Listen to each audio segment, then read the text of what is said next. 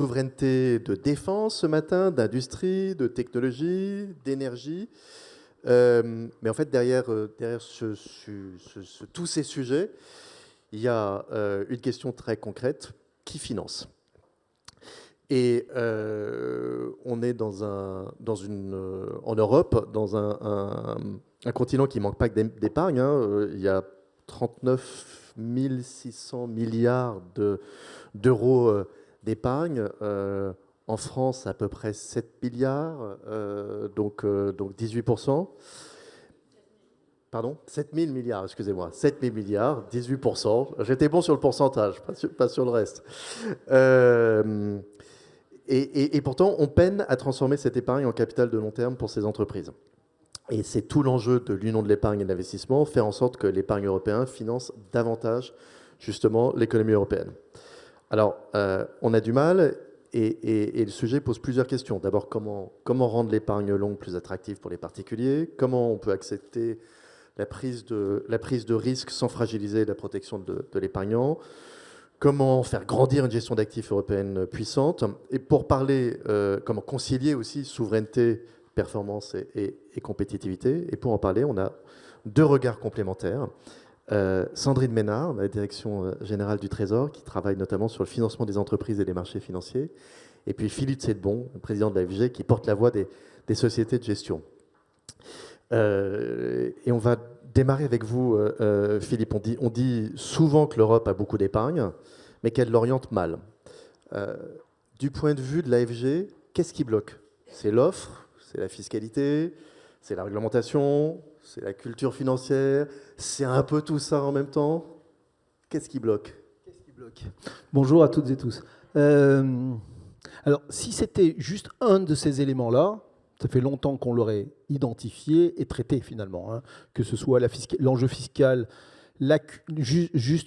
ô combien importante, mais la culture financière, l'éducation liée à l'éducation financière, ou un enjeu de meilleure information, meilleure offre, qualité de l'offre, autre, on l'aurait traité. Donc c'est un peu de tout ça, mais quand on dit un peu de tout ça, c'est pas du saupoudrage, ça veut dire que c'est plus structurel que lié à un des éléments. Et donc, c'est un fait, hein, l'investissement en actions, alors au niveau européen, et notamment dans notre pays, en France, est inférieur. On l'a vu, on a fait... Rexecode a fait une étude avec l'AFG sur l'allocation d'actifs, et très clairement, l'allocation en actions en Europe est inférieure à, et l'allocation en actions en France est inférieure à. Donc on peut se lamenter, on peut se dire trop bas, vous devriez investir en actions, sincèrement. Quel va être l'incentive pour un ménage français aujourd'hui d'investir en actions s'il n'en a pas le besoin par rapport à ses projets de vie, son cycle de vie finalement? Dans la mesure où on est dans un pays qui est quand même où justement la protection sociale et le cadre social fait que. Donc on a bien en réalité un sujet d'architecture de l'épargne et non pas un sujet un de ces piliers-là ou un de ces sujets-là. C'est la raison pour laquelle on peut, et on le fait et on doit, avoir des initiatives pour promouvoir tel ou tel label, telle ou telle initiative, telle ou telle finalement amélioration de la fiscalité. Il y a quelques années, pourquoi pas sur le PEA, sur le PER. Oui, mais ça bouge à la marge. Et donc en fait, si on veut bouger de façon réellement matérielle, le retour pour l'épargnant, et en même temps, parce que ça fait totalement le lien, le financement stable de l'économie européenne dans le temps, à ce moment-là, ça passe par un changement de l'architecture de l'épargne. Et peut-être qu'on aura l'occasion d'en reparler, je ne veux pas monopoliser la parole, mais c'est l'enjeu majeur. Sandrine Ménard, du point de vue de Trésor, vous partagez ce diagnostic. L'Europe a de l'épargne, mais c'est un problème d'architecture, les bons circuits pour transformer justement cette épargne. Oui, merci Jean-Guillaume et bonjour à tous. Je partage tout à fait à la fois le diagnostic sur l'enjeu de l'architecture et le diagnostic sur le fait qu'il faut jouer sur le push et sur le pull, si j'ose dire, c'est-à-dire qu'il faut sur l'offre et la demande, pour parler de façon plus compréhensible. À la fois, il y a un travail de conviction qui demeure un enjeu et donc un travail de culture hein, en Europe et en France en particulier, pour que tous ces épargnants qui accumulent 19%, ou selon les calculs 17, 18 ou 19% de leurs revenus en épargne, qu'ils le placent de manière moins liquide, moins garantie, mais plus rentable, dans l'économie européenne. Et là-dessus, il y a des chiffres. Je voudrais juste citer un chiffre d'un rapport très récent de Rexecode, hein, qui montre que sur la période 2005-2025, si l'allocation de l'épargne avait été supérieure de 50% en actions, alors la moyenne de gains par épargnant aurait été supérieure de 11 000 €. Et donc, ça couvre la période de la grande crise, ça ne vous aura pas échappé. Donc, je trouve que c'est un chiffre intéressant et qui rejoint ce qu'on a par ailleurs. Donc, oui, il faut agir sur la culture. Et il faut agir aussi, je pense, sur cette notion que l'épargne finance la souveraineté. Et ça, c'est peut-être l'élément pour lequel la prise de conscience, au fond, est la plus récente. Et c'est peut-être l'élément qui peut changer la donne du côté de la demande. On s'aperçoit, et je crois que, par exemple, les parlementaires, ils sont de plus en plus sensibles, que dans le financement des entreprises, et d'ailleurs, plus elles sont grandes, plus c'est vrai, la part des acteurs financiers non européens et la dépendance à l'égard, en particulier, des acteurs anglo-saxons, s'est considérablement accrue hein, depuis 10-20 ans. Et donc, la question de l'orientation de l'épargne européenne vers l'économie européenne est primordiale. Et j'ajouterai un dernier élément au vu de la puissance publique, qui rejoint pour le coup une forme de politique de l'offre qu'on a essayé de faire depuis quelques années. C'est que c'est lié aussi au fait qu'il y a des flux massifs qui vont, notamment via les ETF, vers les indices, en particulier américains. Et du point de vue de la puissance publique, ça crée quand même un risque accru de bulle, que ces volumes si massifs de l'épargne européenne se déversent si massivement vers quelques valorisations américaines, pour dire les choses. Ça crée un risque supérieur de bulle qui, à la fin, affectera, si elle éclate, les épargnants européens. Et donc, ça crée une raison de soutenir une politique d'offre de gestion d'actifs européenne. Donc de regarder la gestion d'actifs comme un actif stratégique de souveraineté maintenant. Absolument. Alors, ce n'est pas simplement un enjeu de convaincre les ménages d'acheter plus d'actions, il faut aussi créer le cadre qui va rendre tout ça possible. Et quand on préparait cette réunion, Philippe, vous parliez pour faire bouger les flux, il faut faire bouger le passif. Ça veut dire donc agir sur l'épargne longue, la retraite, le PER, peut-être la capitalisation. Vous venez de sortir, la FG vient de sortir un livre blanc très important la semaine dernière, c'est peut-être le moment d'en parler. Justement, sur ces terrains-là, les priorités de la FG, c'est quoi? C'est développer des nouveaux outils, réorienter les stocks, parce que développer des nouveaux outils, par exemple le PER, qui s'est bien développé, c'est 150 milliards. Les fonds de pension européens, c'est 2690 milliards. C'est 5% de... Donc c'est bien d'avoir des nouveaux produits qui fonctionnent, mais on est très très très loin. Alors à la fois, il faut se réjouir du succès du PER, je crois, hein, mais deuxièmement, ça rejoint ce que je disais avant, je partage totalement. Si on veut bouger les choses de manière vraiment matérielle, pour avoir un impact structurel et structurant sur l'économie, ça ne suffit pas. Un nouveau produit ne suffit pas. Alors, si je refais un tout petit peu le fil, hein, l'AFG, les gérants d'actifs, au sens large, hein, sont finalement, quelque part, avec d'autres acteurs des services financiers, mais sont quand même au cœur, finalement, du financement de l'économie au sens large, c'est-à-dire à la fois du côté épargnant et du côté emploi et du côté donc investissement, financement des entreprises, mais financement aussi d'ailleurs du bras armé que sont les pouvoirs publics. Hein. En cela qu'on est collecteur d'épargne et on investit cette épargne au mieux des intérêts de nos clients étant les épargnants. Et on voit bien, je pense que ce poste de pilotage, je ne sais pas, mais en tout cas d'observatoire, permet quand même depuis bien longtemps d'avoir concrétisé le fait que on a un manque flagrant d'épargne longue. On a un manque fort d'épargne longue, en dépit de tout le succès, par exemple, de l'assurance vie. Et tant mieux, on a là un véhicule formidable en France, mais ce n'est pas de l'épargne très longue, même si la duration est bien supérieure aux 8 ans réglementaires. Donc, on a ce besoin d'épargne longue. On a ce besoin d'épargne longue parce que les épargnants eux-mêmes, ce n'est pas du tout la même chose d'avoir, je sais pas moi, des investissements actions, des investissements en produits de taux, des investissements qui ont des maturités à 3 à 5 ans et que je roll de façon systématique sur 30 ans, que d'avoir des produits qui ont une maturité de 30 ans et qui visent la rentabilité à 30 ans. Ça, c'est très différent comme gestion, comme allocation d'actifs durant le cycle, ça n'a rien à voir. Et donc, ce manque patent d'épargne longue et donc de rendement long pour les épargnants, on le mesure, on l'a mesuré. Sandrine faisait référence à Rexecode, donc je fais cette référence aussi là, dans le cadre de cette étude qu'on a réalisée il y a quelques semaines, et qui montre ce différentiel de rendement entre des pays qui bénéficient d'épargne très longue et ceux qui n'en ont pas. Ça, c'est le premier point. Deuxièmement, on a un besoin, là aussi, criant de financement long et stable des entreprises européennes. On a un enjeu majeur d'innovation, d'amélioration de la compétitivité en Europe, de transformation au sens transition, des transitions.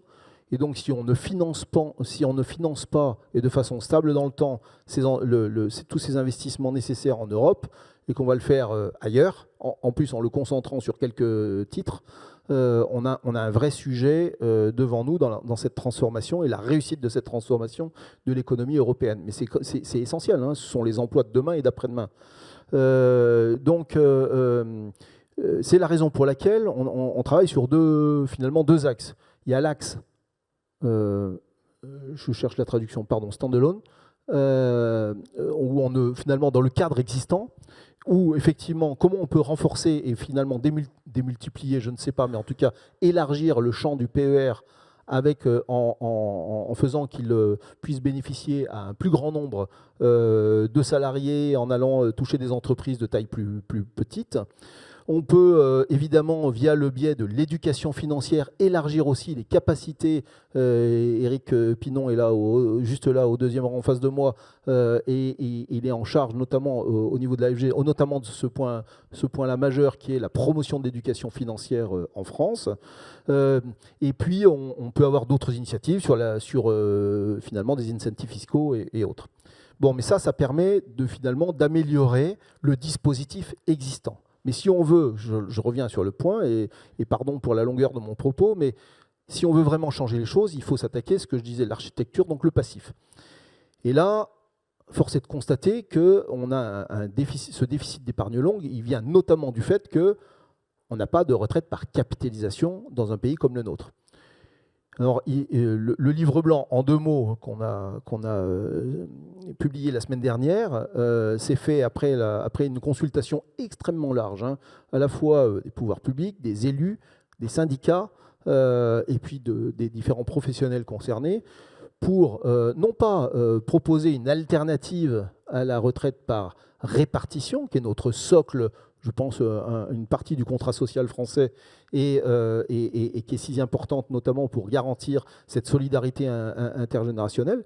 Mais en revanche, comment on s'assure qu'en France, on a un système hybride digne des pays modernes? Quand on dit moderne, c'est les pays qui ont réussi quelque chose au cours des 20-30 dernières années en Europe. Il n'y a pas besoin d'aller prendre un exemple de l'autre côté de l'Atlantique, juste en Europe. Pays comme la Suède ou d'autres l'ont fait, l'ont réussi. Et donc, comment on propose un complément en retraite par capitalisation? Alors, on va me dire, mais ça existe déjà, justement, il y a le PER, un truc. Oui, ça on le sait parce que c'est issu d'un premier livre blanc qu'on avait écrit en 2016 qui a alimenté une partie de la réflexion, très modestement, une partie de la réflexion sur la loi Pacte de 2018 et qui a permis justement de renforcer ce pilier 3 de la partie épargne-retraite. Mais là, on va vers autre chose. Ce qu'on propose, c'est autre chose, c'est finalement une retraite par capitalisation qui soit automatique. Donc là, on parle du pilier 2, automatique pour tout le monde, pour que ça bénéficie à tout le monde, et pas seulement à une certaine catégorie de la population. Même les revenus les plus faibles dans notre société doivent pouvoir avoir accès à un complément de retraite et à une retraite qui soit digne de ce nom. Donc c'est important de pouvoir élargir les bénéficiaires et ça passe automatiquement par un mécanisme un peu automatique. Mais ça permet à ce moment-là d'avoir une gestion des actifs qui adossent ces engagements de long terme avec finalement des financements en capital notamment, mais des financements infrastructures et des financements beaucoup plus longs que ce qu'on a aujourd'hui à disposition. Et puis on peut aussi espérer qu'avec avec des fonds de retraite par capitalisation, ça peut aussi améliorer l'éducation financière. Parce que alors, absolument, il y a l'éducation financière en proactive, et c'est ce qu'on fait depuis plusieurs années maintenant, d'ailleurs avec la Banque de France, avec l'AMF, comment on améliore cette... Et puis il y a finalement la conséquence de la mise en place de produits longs automatiques et dont tout le monde bénéficierait, qui fait qu'à ce moment-là, un peu comme ailleurs dans le monde d'ailleurs, je ne suis pas sûr que les jeunes de certains pays aient une éducation économique, reçoivent une éducation économique et financière bien supérieure à la nôtre pendant le cycle de trucs. En revanche, le fait d'être confronté et d'être obligé d'investir par automatisme amène finalement cette amélioration de la culture financière. Et c'est un cercle vertueux qui est ainsi créé. Parce que c'est ça l'enjeu, c'est comment on génère un cercle, on crée un cercle vertueux qui n'existe pas en Europe pour le financement de nos entreprises et pour le rendement de nos épargnants.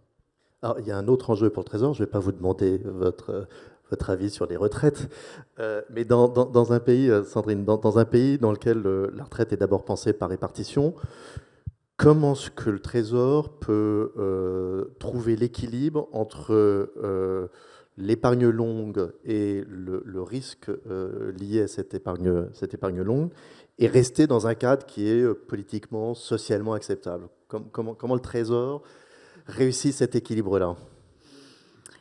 Bon, d'abord, c'est pas interdit de parler des retraites, et mon ministre lui-même en parle. Simplement, je crois que voilà, ça va sans doute être un débat de l'année électorale qui vient, et donc il y a ce qui a déjà été fait. Et le PER a été évoqué, et c'est quand même un élément important, notamment par sa dynamique. On en est à 150 milliards d'euros d'encours, et c'est allé assez vite au cours des 2 dernières années en termes d'accélération, même si on reste loin des masses qu'on pourrait rêver. Et puis, il y a ce qui peut être fait dans le moyen terme, et là-dessus, évidemment, on contribuera à la Direction générale du Trésor, aux réflexions qui sont bien évidemment de nature politique. En tout cas, ce qui peut être fait à court terme et d'ores et déjà pour concilier, j'ai envie de dire, la sensibilité politique du sujet et la sensibilité économique du sujet à très court terme. C'est plusieurs choses de notre point de vue.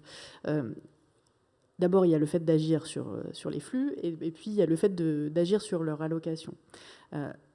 Dans l'action sur les flux, nous, on est assez persuadés que autour de cet enjeu de souveraineté, il y a quand même des choses qui se passent.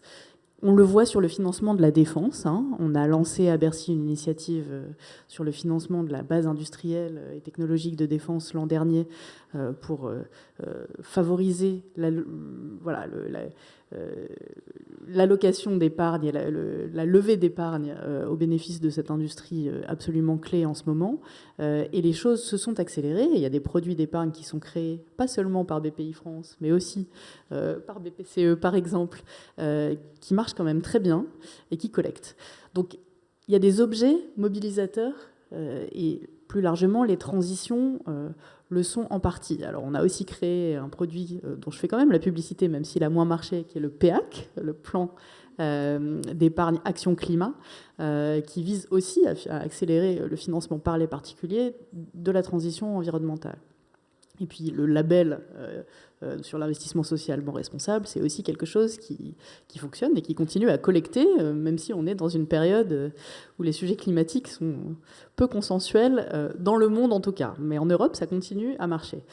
Donc il y a tous ces éléments-là qui visent à court terme à créer une dynamique et à l'entretenir. Et puis, il y a l'allocation vers l'Europe. Et c'est là qu'intervient le label auquel Philippe a fait référence. ce qu'on a fait, c'est qu'à plusieurs pays européens, on s'est réunis, et avec la Commission aussi, parce qu'il s'agissait aussi de faire bouger la doctrine de la Commission pour dire il faut qu'on crée des produits d'épargne investis à 70% dans l'Union européenne, dans chacun de nos pays. Donc on l'a fait avec l'Allemagne, l'Espagne, les Pays-Bas, l'Estonie, le Portugal l'an dernier. Et l'idée, c'est que tous ensemble, on labellise au niveau national des produits qui sont investis à 70% en Europe et que ce soit valorisé. Donc on est en train de faire ce travail d'opérationnalisation du label et je pense au tout début de l'automne, on va pouvoir annoncer en européen ces orientations-là. Ça veut dire, premièrement, de faire accepter et reconnaître, et ça c'est un acquis par la Commission européenne, le fait qu'on a le droit de privilégier fiscalement l'épargne investie en Europe. Et c'était relativement tabou quand même, et plus que relativement, c'était franchement tabou jusque-là. Il y avait des interprétations des traités européens qui disaient on ne peut pas faire cette discrimination. Et donc le PEA passait entre les gouttes parce qu'il était un héritage de l'histoire et d'avant Maastricht. Maintenant, on a le droit de le faire et de le développer. Et d'ailleurs, les Espagnols, par exemple, sont en train de créer un PEA. Donc il y a cet enjeu. Et c'est important de faire masse au niveau européen, parce qu'on est en retard, nous, en France, mais il y en a qui sont plus en retard. Et avoir plusieurs gouvernements de couleurs politiques, d'ailleurs très différentes, qui se mettent d'accord pour mettre en œuvre ça, c'est un vrai signal aussi pour les épargnants du fait que c'est là pour durer, et donc de confiance dans ces produits. Et puis, il y a tout ce qu'on peut faire, bien évidemment, pour orienter l'épargne des assureurs. Et là-dessus, on a eu au Trésor une initiative autour de Philippe Tibi depuis 2019-2020 et dont le ministre vient d'annoncer en tout début de semaine une troisième phase qui consiste à favoriser l'investissement par les assureurs dans des fonds technologiques pour des entreprises européennes de souveraineté. Et on vient d'annoncer un engagement de 13 milliards d'euros, pas seulement d'assureurs, mais aussi d'industriels d'ailleurs. Et ça nous semble participer à une dynamique importante. C'est un sujet sur lequel le FMI nous a félicité, ce qui est suffisamment rare pour être souligné et nous enorgueillir. Et ce dont parlait Philippe, l'élargissement du PER, ça peut être un levier, c'est les choses auxquelles vous pouvez réfléchir, des incitations fiscales? Alors, il y a plusieurs éléments. D'abord, on va, dans le cadre du label Finance Europe, labelliser le PER. Et on est en train de voir selon quelle modalité, parce que pour le moment, il n'y a pas d'exigence en dur faite au PER d'avoir une allocation à 70% en Europe. Et donc, il faut qu'on voit à quel niveau on fait porter cette exigence. Mais c'est quand même bien l'idée, même si de fait, le PER est alloué très majoritairement en Europe et en fait au-delà de 70%. Mais il faut l'inscrire comme une condition. Ensuite, la question, qui est une question politique, c'est est-ce qu'on peut d'ores et déjà, en l'état actuel du débat politique, élargir, augmenter, renforcer le PER en changeant ses paramètres? Bon, les débats sur le projet de loi de finances de l'an dernier ont montré qu'il n'y avait quand même pas de consensus sur le PER au Parlement national.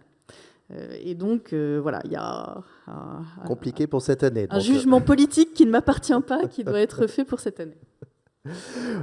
On reste ensemble, Sandrine Ménard, sur un autre sujet, parce que donc, on voit bien, les flux peuvent changer, peuvent bouger si les produits long terme bougent.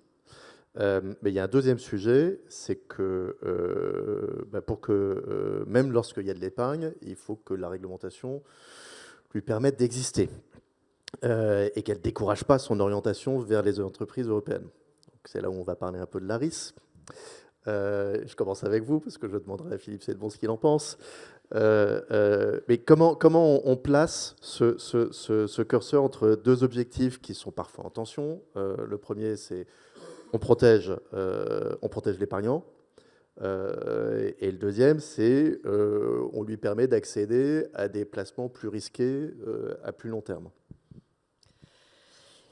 J'ai commencé à esquisser une réponse dans la première partie de cette table ronde en disant que la position française, elle est de considérer que la gestion active, au sein de la gestion d'actifs, est en quelque sorte un bien commun et qu'en tout cas, ça fait partie d'une politique de l'offre qui nous paraît absolument indispensable dans une logique de financer notre souveraineté.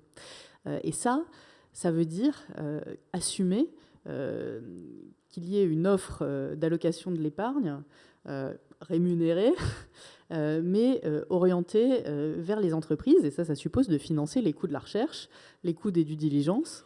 Et il ne faut pas que les acteurs de la gestion d'actifs se reposent exclusivement pour ça sur ce que peut faire le FEI ou BPI France. Il faut qu'ils y aillent sans acteurs publics. Et ça suppose des équipes qui soient rémunérées.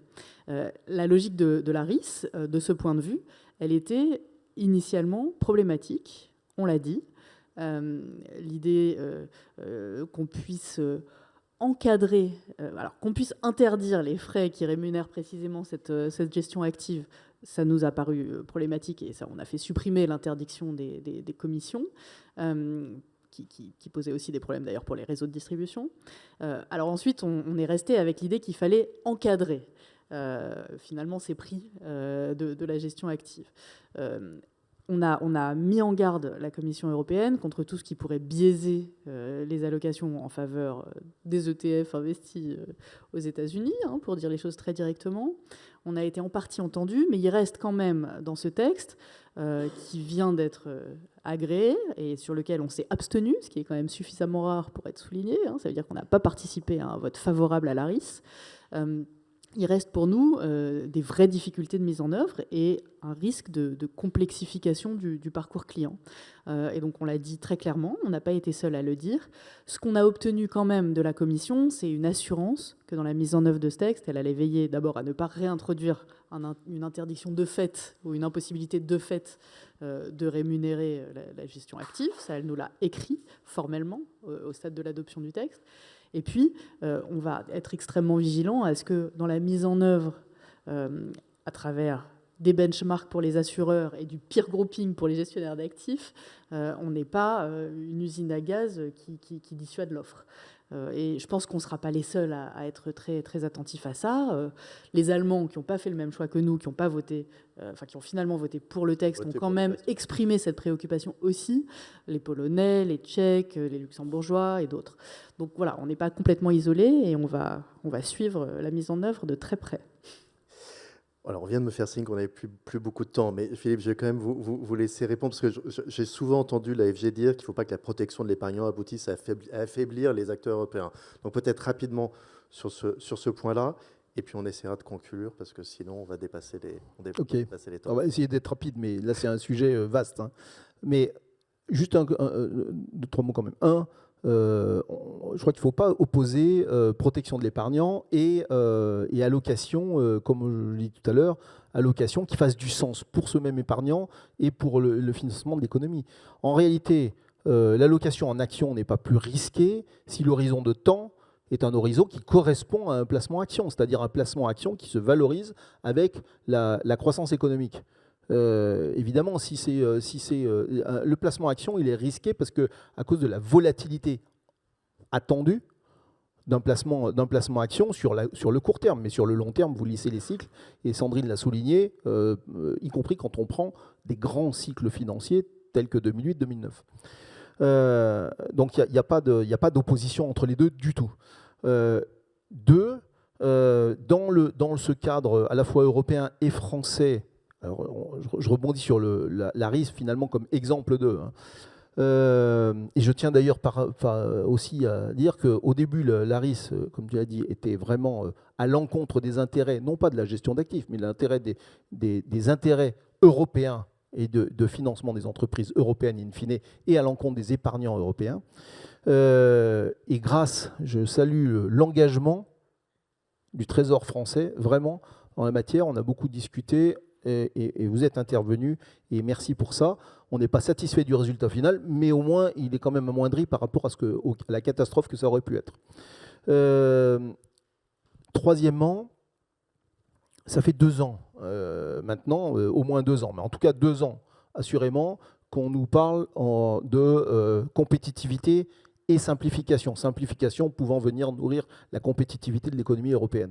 Bon, la réalité, c'est que pour l'instant, on ne voit rien. Et les textes qui sont lancés depuis un moment continuent de vivre leur vie, en dehors de toute finalement influence de bon sens visant à renforcer cette compétitivité.